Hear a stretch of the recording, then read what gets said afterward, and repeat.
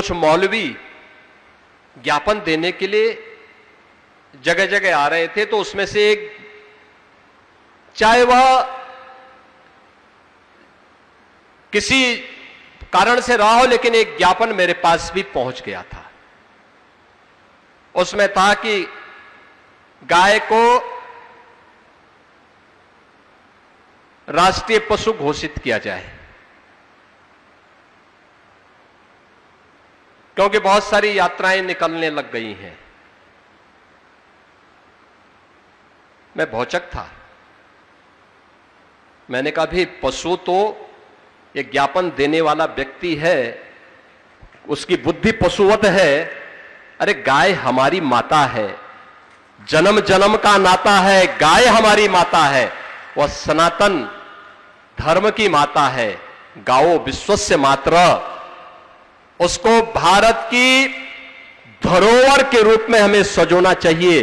अपने घरों में गौपालन का काम करना चाहिए, और हम लोग तो कर रहे हैं। मैं अपने आश्रम में भी करता हूं, और मुख्यमंत्री के रूप में 16 लाख गायों का देखभाल करके गौशालाओं का संरक्षण, गौशालाओं के माध्यम से उनका संरक्षण करवा रहा हूं। हम लोग तो इसका काम कर रहे हैं। तो मैंने उन मौलवियों में से कुछ को फोन किया। मैंने कहा भी मुझे एक बात बताओ, ये तो हमारी सनातन धर्म की धरोहर है, भारत की धरोहर है, आपने पशु क्यों कहा?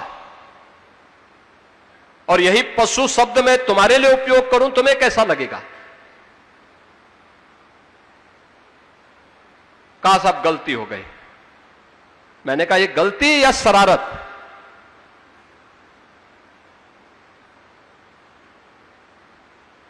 और ये शरारत बार बार क्यों? और ये तुम सिखाओगे हम हिंदुओं को कि गौ माता की पूजा कैसे करनी है? अरे हमारा तो कोई संस्कार गौ माता के बगैर होता ही नहीं है। हमारे यहां हर हिंदू का संस्कार है कि पहला ग्रास गौ माता का होता है,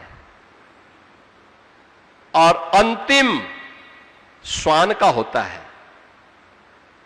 चींटी भी निकल जाए तो उसको झाड़ू से नहीं, चीनी और आटा डाल करके उसको भी, उसके सामने भी उसका हार अर्पित किया जाता है, क्योंकि उसका भी अधिकार है।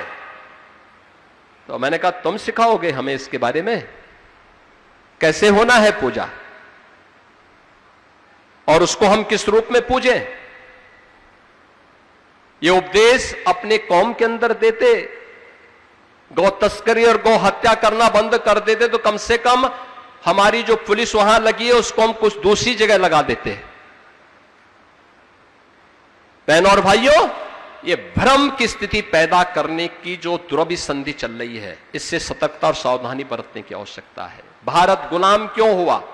दो ही कारण से, अंतर्विरोध और छल,